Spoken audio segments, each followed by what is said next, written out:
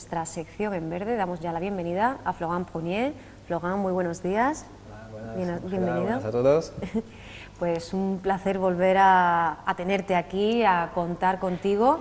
Florent, que como sabemos es biólogo, presidente de la Asociación de Educación Ambiental, El Bosque Animado. Bueno, Florent, si quieres, si te parece, empezamos precisamente con la actualidad de la asociación. Y es que el próximo viernes, día 14 de marzo, conoceremos la diversidad de las flores silvestres en nuestra ciudad y cómo pueden coexistir nuestros entornos dentro de esa charla divulgativa que va a ofrecer como ponente Rafael Tamajón en el Real Jardín Botánico.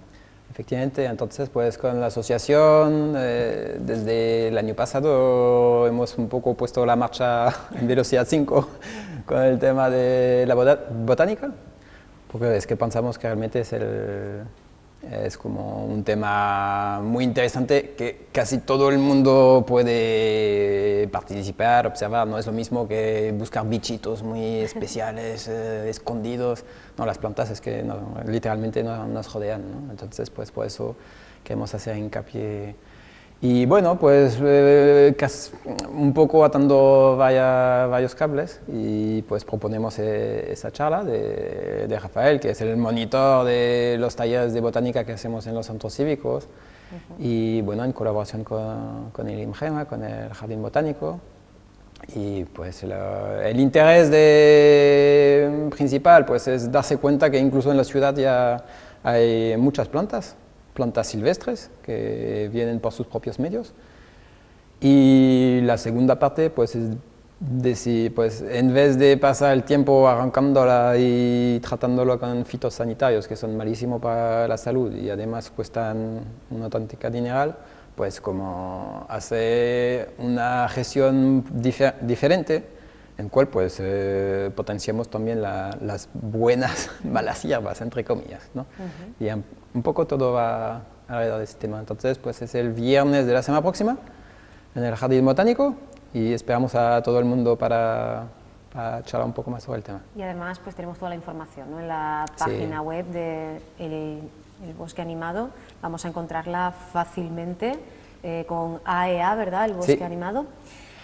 Solo un pequeño inciso, que una vez al mes hacemos una salida botánica y entonces pues la última vez fue en el Arroyo Pedroche y uno de los asistentes dice, no, es que yo no soy bióloga, a ver, que eso no es para biólogos, porque precisamente es que para el biólogo acercar, más ¿no? o menos no es que lo sepa todo, ni mucho menos, pero sabe qué libro coger, él puede buscar información por él mismo, puede estudiar. La cuestión que nosotros queremos transmitir es la educación, es decir, a todo el mundo. Entonces no hay que tener miedo de que, bueno, pues yo no soy biólogo, si te gusta la naturaleza y tienes un interés, pues ahí, eso es nuestro público. Y además precisamente venís a eso, ¿no? A cubrir esa deficiencia de muchas personas que por no estar relacionadas profesional, académicamente con la materia, desconocen, ¿no? Pues sí, pues si te fijas, eso se enseña en la universidad. Hace un siglo eso se enseñaba a los niños de 10 años, la botánica, si se miran los manuales de escolares del inicio del 20, se enseñaba cosas que ahora no se enseñan ni siquiera. Y si tú no vas a la universidad y algunas actividades puntuales, concretamente del Jardín Botánico, es que realmente no hay apenas nada, ¿no? Hacías referencia tú mismo precisamente a esa última actividad, el pasado 2 de marzo, cuando descubríais plantas en el arroyo de los Pedroches, así que bueno, como decimos, con una marcha de más, ¿no? Intentando aprovechar cada día y sacar el máximo partido a todas las actividades, ¿no? Que se pueden hacer en torno a la botánica y al medio ambiente. Pues sí, pues si quieres que la gente se enganche, pues habrá que darle contenido. Y bueno, y además tenemos la suerte de tener ahí, bueno, en la asociación o en los amigos alrededor de la asociación, un equipo de gente que son, vamos, impresionante. Y a Rafa en concreto, bueno, mucha gente lo conoce y es botánico de toda la vida y tiene además, bueno, se ha criado cerca del Arroyo Pedroche, con lo cual ya estamos casi en su cuna. Estaba, bueno, fantástico, la verdad es que muy bien. Y hoy comentabas, Florent, antes de entrar en directo a la entrevista, que tenemos un programa especialmente misceláneo, ¿verdad?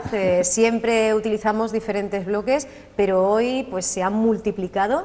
y de hecho nos toca volver a la cueva de los murciélagos, Azueros, pero en esta ocasión no vamos a visitar a los mamíferos que le dan nombre, no, sino a unos miriápodos muy especiales. Efectivamente, entonces, bueno, realmente no vamos a visitar la cueva del murciélago. Te voy a explicar por qué. Porque sí, me mandaron una noticia hace algo como 2 o 3 semanas, publicado en un periódico local, diciendo se describe una nueva especie en la cueva del murciélago. Diario Córdoba era que... Sí, pues yo no sé dónde he buscado esa información porque es que he un poco indagado y yo no he encontrado ninguna fuente de esto. Entonces ahí como... Sí es cierto que se ha publicado un artículo científico hace muy poco tiempo en base a mucho material de Andalucía y la mayoría de Jaén, porque aquí en Jaén hay un grupo de gente que se dedica de forma muy fuerte, vamos, que tiene un nivel impresionante, a una disciplina que se llama la bioespeleología. Entonces, pues la bioespeleología es un poco bucear en el medio subterráneo y pillar los pocos bichos que hay, pocos en cantidad, porque en diversidad bastante grande, ¿no? Porque muchos de ellos pues, son desconocidos o hay muy pocos. Entonces, ahí sí, eso es el opuesto total de la botánica. Es desde el medio más complicado de explorar, que es el medio subterráneo, y además ahí buscar unos bichos que son, la mayoría de ellas, pues ya ves que son insectos, que tendrán un par de milímetros como mucho, ¿no? La mayoría de ellos. Entonces, pues sí es cierto la noticia, pero no exactamente en la cueva del murciélago. Entonces, bueno, eso es un poco... Bueno, pues lo explicamos, porque efectivamente sí, no, la información oficial nos decía que se había producido ese hallazgo de una especie endémica, por el momento, solo documentada además, en ese lugar. Eso sí, se está buscando todavía la ubicación exacta. Se estaban haciendo diferentes estudios, todavía no se había dado exactamente con ese lugar y por eso se estaban realizando topografías, ¿no? En torno a la zona del estudio. Sí, está muy bien dicho. Esto un poco, volvemos a un programa anterior en el cual hablábamos un poco de los procesos kársticos, de toda la conformación de las montañas subéticas, los grandes macizos calizos. Bueno, pues la caliza, como habíamos dicho en esos tiempos pretéritos casi, en la época del Twitter ya eso parece como casi la prehistoria.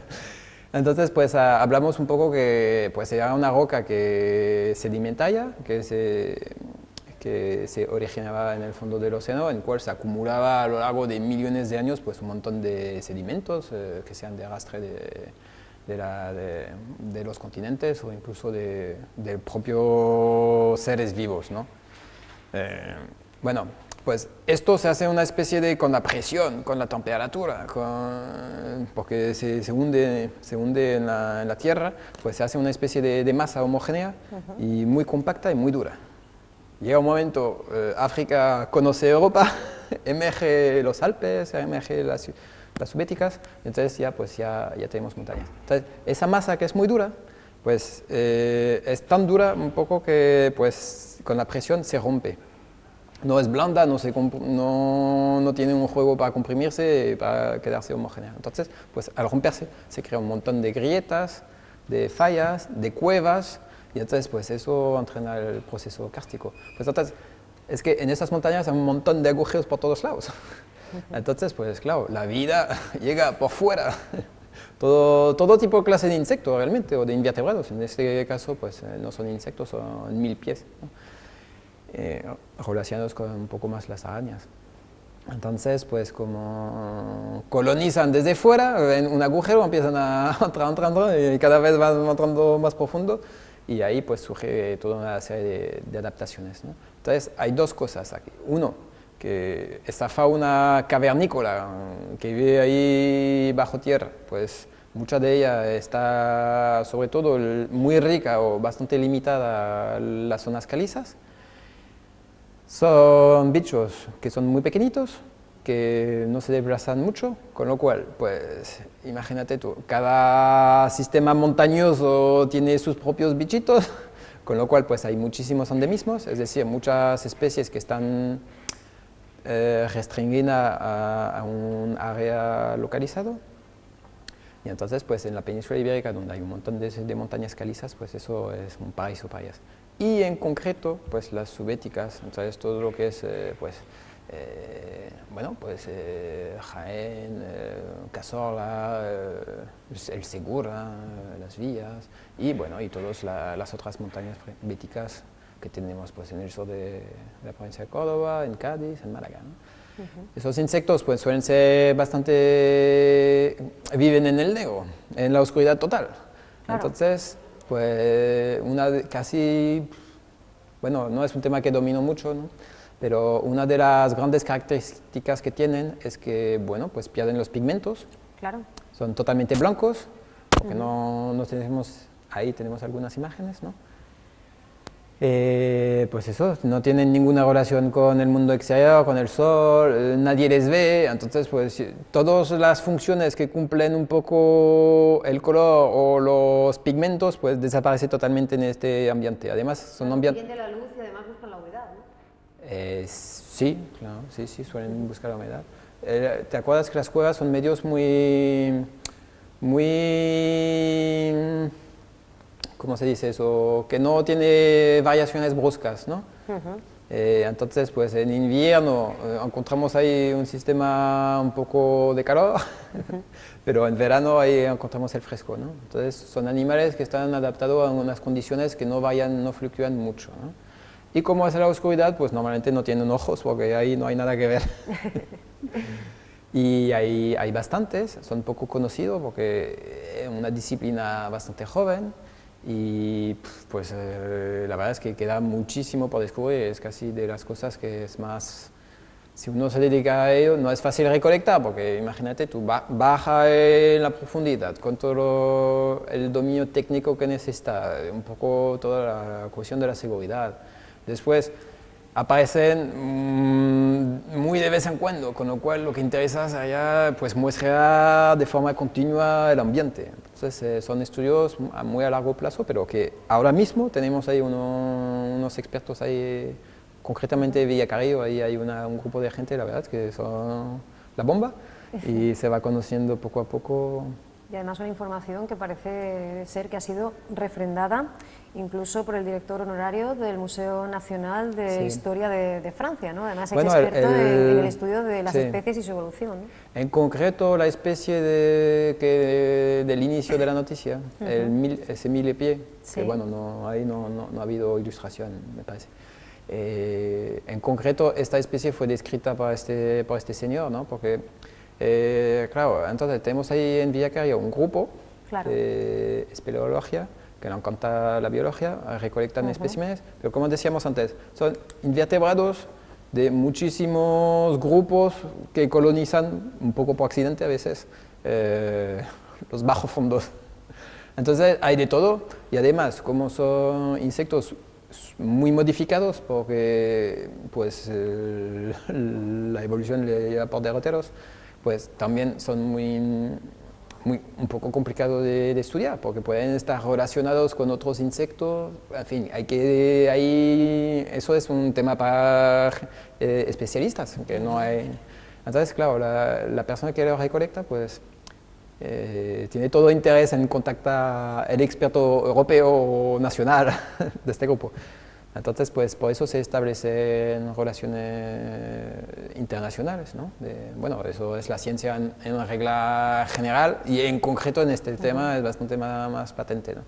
Entonces, pues es curioso como pequeños grupos de gente que trabajamos, bueno, que somos aficionados a la historia natural, de repente, pues tú vas a entregar un tema y te ves como pues, poner en contacto a gente pues, de todos los países, ¿no? Muy interesante. Bueno, pues seguiremos hablando de esta especie cuando tengamos nuevas noticias. Ya conocemos evidentemente, ¿no? Cómo se alimentan, tú mismo has dicho que se reproducen formando colonias también. No hemos aludido a ello, pero hay que decir que tienen una mala regulación de sus reservas de agua. De hecho, es lo que decíamos, un medio que no se mueve apenas, claro, con lo cual están tienen una mala regulación, sí o no. Es decir, si lo pones en un ambiente cambiante, pues claro, va a precisan de ese estresar ambiente, muchísimo, ¿no? y entonces no lo va a aguantar. Ahora, donde vive, eso es una situación que ellos están perfectamente adaptados. Muchas veces ahí tenemos nosotros mismos unas valoraciones sobre un poco, pues, cosas que vemos no necesariamente negativas o un poco como limitaciones de las plantas, de los animales, pero simplemente es que a lo largo de su historia se han encontrado con un sitio, un lugar, unas condiciones concretas, y ellos adaptatividad a fin de cuentas. Se han sobrevivido, es que van fenomenal, vamos, eso desde luego. Bueno, y cambiamos de asunto, Sí. Flogán, porque seguimos conociendo pues todo lo que nos desvela la flora, ¿verdad? Los árboles en concreto. Hablaremos hoy de la inflorescencia. Pues sí, ahora, cuando salimos el sábado a la Rue Pedroche ya nos planteó un poco un pequeño preguntas, mini investigación, porque sales al campo, ves un montón de cosas que ya más o menos pues entre los diferentes asistentes y bueno, el monitor pues ya se saben y tal, pero siempre hay una cosita o cosas por indagar, ¿no? Entonces pues, además esto viene a colación que bueno, pues ahora es la primavera, ya podemos decir que ha arrancado bastante, estamos ya de lleno en ella. Y pues también pues en el río Guadalquivir, mismamente, ahí podemos dar un paseo, ahí estamos a gusto. ¿Y qué vamos a observar? Pues vamos a observar que muchos de los árboles no tienen las hojas todavía, que están ahí empezando. Se anticipan. Que los primeros, bueno, realmente por ejemplo los fresnos ya han empezado a echar las hojas, pero todavía son pequeñitas. Y nos vamos a encontrar que pues, los sauces ya están pues, produciendo sus inflorescencias, sus amentos. A ver, vamos a definir un poco el tema. A ver qué es inflorescencias ya parece el término totalmente horrible, oscuro, que nunca nadie va a entender, ¿no? Pues una inflorescencia, para decirlo de una sola palabra, sería como una especie de ramo de flores. Es decir, que muchas plantas, pues, claro, nosotros tenemos la referencia visual de una flor, la flor, bien. Pero es que muchas plantas, por su evolución, por su estructura en la reproducción, pues lo que nosotros identificamos como una flor no es una flor a nivel botánico. Es decir, que nosotros vemos ahí una especie de unidad de reproducción, que de forma coloquial podríamos llamar flor, pero que no es, porque son muchas flores individuales agrupadas juntas. Entonces, eso sería la inflorescencia, un conjunto de flores. Y el amento es una inflorescencia racimosa, generalmente colgante, y estamos viendo ahora algunas imágenes que no lo mío. característica no de fotos, ciertos claro. árboles. Eso sí hay que decir que, bueno, son sencillas, ¿no? Sin pétalos, sin sépalos. Efectivamente. Entonces, solo para acabar, la inflorescencia, hay muchísimos tipos de inflorescencias, ¿no? Hoy una margarita es una inflorescencia, donde para nosotros una margarita es una flor. Falso, craso error. Botánico no lo es. Muy bien. No, una margarita ya son muchísimas flores, entonces ya si tú ofreces una margarita a tu novia ya es como un ramo, ¿no? Bueno, pues hay un tipo de inflorescencias muy especial que son los amentos. Entonces, los amentos son esas inflorescencias normalmente colgantes que estábamos viendo en foto antes, ¿no? Entonces, son conjuntos de flores muy sencillitas, de hecho tan sencillas que normalmente no tienen ni pétalo ni sépalo, o son minúsculos, y entonces simplemente vemos ahí colgar ahí una especie de lengua. Digo lengua porque amento viene del latín que significa la lengua. Y entonces vemos colgando, pandullando ahí. Sí, como una especie de guirnalda casi. Efectivamente, de muchas flores. Y el otro caso curioso es que muchas de estas flores están agrupadas en amentos en inflorescencias unisexuales, es decir, las masculinas con las masculinas y las femeninas con las Y femeninas. además eso sí, presentan diferencias, ¿no? Normalmente las masculinas se reducen a los estambres y las femeninas al estigma, ¿no? Hay una Efectivamente, si pequeña estamos diferencia. diciendo que no tienen ni pétalo ni separo, Claro. pues queda lo importante. Claro, Y además, como la no estructura. son unisexuales, pues solo tienen una de las dos partes de reproductividad. Entonces, al final, efectivamente, uno es simplemente muchos gineceos, muchos pístilos, y otros es muchos estambres. Entonces, las estambres, claro, son esas puntitas amarillas, algunas veces moradas, entonces es muy bonito porque se ven ahí pequeños ramilletes ahí con muchas puntitas de colores. Eso, pues, en el río hay mucho... Es que el río es muy curioso porque en el Mediterráneo, en el clima mediterráneo, pues los árboles suelen ser más bien persistentes o no suelen perder las hojas de golpe, ¿no? Eso sería la adaptación mediterránea por excelencia. Y después en los bosques norteños, al contrario, en otoño se pierden las hojas, ¿no? Entonces, pues como a lo largo de los ríos, pues del Mediterráneo, los árboles sí que pierden las hojas. Entonces, parece que es como si fuese un bosque norteño, un bosque del norte de la península ibérica que fuese trasplantado ahí en un clima mediterráneo. Y entonces, pues como en invierno, ahora mismo, los árboles han perdido las hojas y van a salir esos amentos, esas inflorescencias. Muchas de estas inflorescencias, pues la polinización está hecho por el viento. No sé si lo has mencionado antes. Sí, no, pero vamos, te lo iba a comentar Eso. ahora el tema del polen, sí. Es que no te dejo hablar básicamente. Ah, hombre, tú eres el protagonista. Que va, que va, que va. Dime. Y pues entonces, claro, es la polinización por el viento. Entonces, pues de un cierto modo, pues interesa al árbol no tener esas hojas, un montón de hojas, para que el viento lleve el polen al gineceo, al pístilo, ¿no? Entonces, es un poco la razón por cual como, pues, los amentos surgen ahora mismo. Y ahora, donde ya empezamos a rizar el rizo y donde ya empieza a ser muy interesante, porque eso es el sistema clásico que más o menos todo el mundo conoce, que hemos contado un montón de veces ahí en el río, en las actividades. Pero en los sauces, efectivamente, los amentos no son colgantes. Los amentos son más bien erectos, ¿no? Y entonces el sábado me dice, pero un participante nos dice, pero si entonces en los amentos, esas inflorescencias están, los árboles que lo han hecho, lo han diseñado, entre comillas, para que lo disperse el viento, porque es que hay un montón de abejas ahora mismo que están ahí visitando esos amentos de sauces. Y entonces resulta que solo en el género Salix, entonces esos grandes árboles que tenemos ahí en el río, pues la polinización no se hace por el viento, se hace por los insectos. Y en concreto, como es casi la primera planta que echa flores, o uno de los primeros, y por lo menos en los árboles, y en gran cantidad, porque claro, tú imagínate un bosque de ribera, pues eso sí ocupa, entonces de repente es muchísimo polen, muchísimo néctar. Y entonces pues cada mini flor pues tiene pequeñas glándulas, con lo cual pues que emite un néctar, una especie de sustancia líquida azucarada. Entonces pues eso vuelve locas a las abejas, y entonces pues las abejas se nutren de ese néctar, de este polen, ¿no?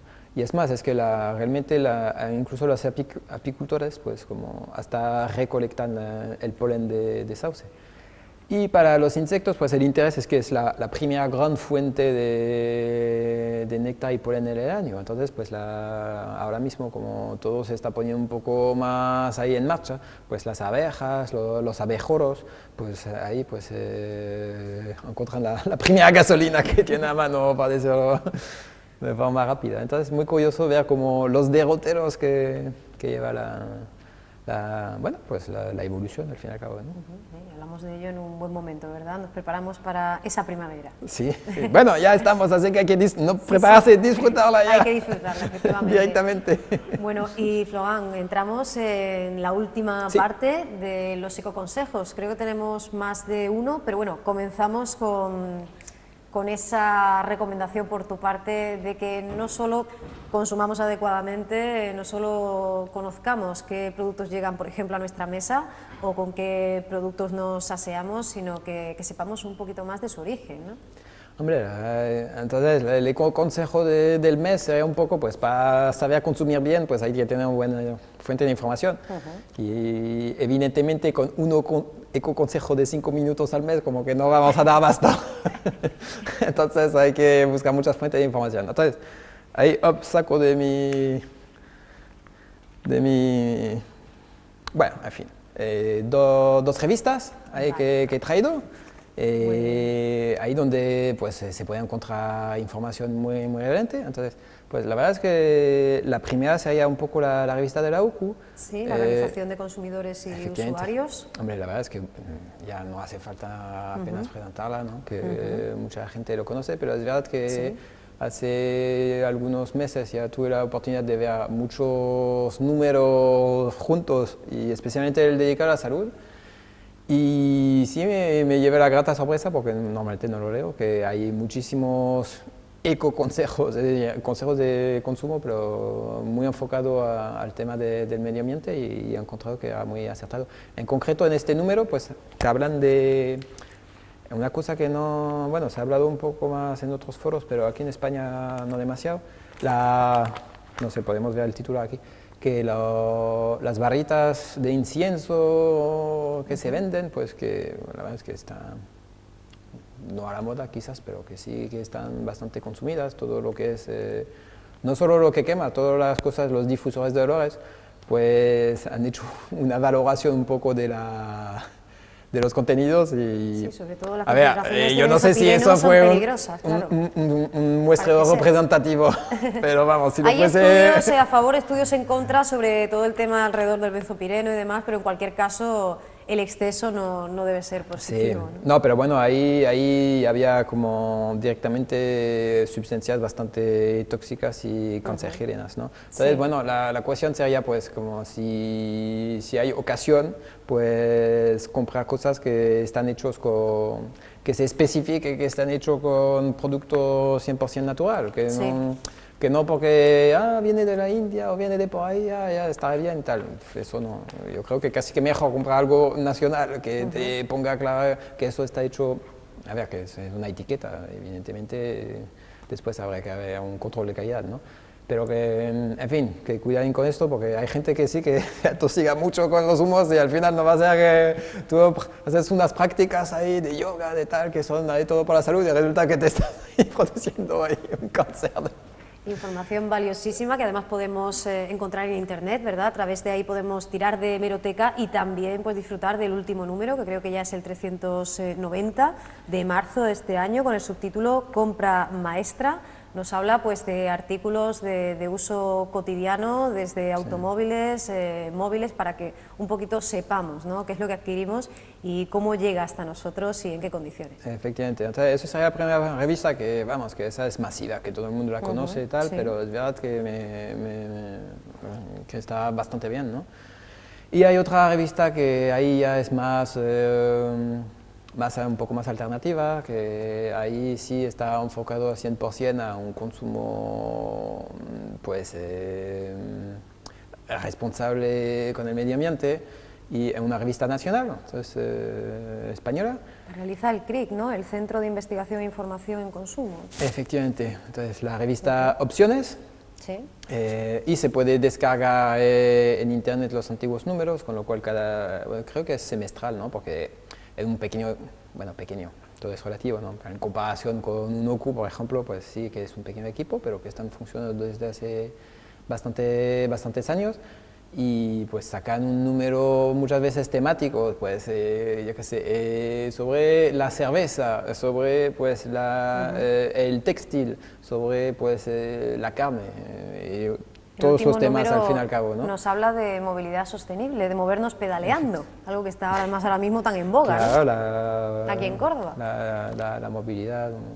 Y como te decía, es una revista que es relativamente barata, que no cuesta mucho suscribirse y que, bueno, para conocer también se puede mirar en internet, buscar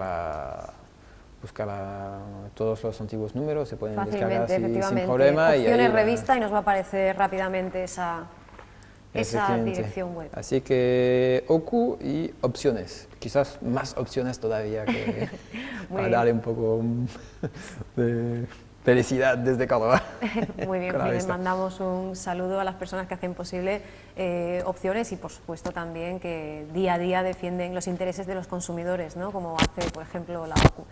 Bueno, pues Flogan, te agradecemos mucho que nos hayas visitado una vez más y te esperamos dentro de unas semanas para seguir conociendo esos lugares Sí, por visitar, esas especies a las que acercarse y estos ecoconsejos, que como dices son 5 minutos, pero de aquí de verdad que sacamos valiosísimas Hombre, recomendaciones. la verdad es que sí, hombre, no necesariamente estos consejos en concreto, pero que en nuestra vida cotidiana tenemos mucho por hacer y por cambiar nuestra vida de una forma bastante más poderosa y sutil que pensamos.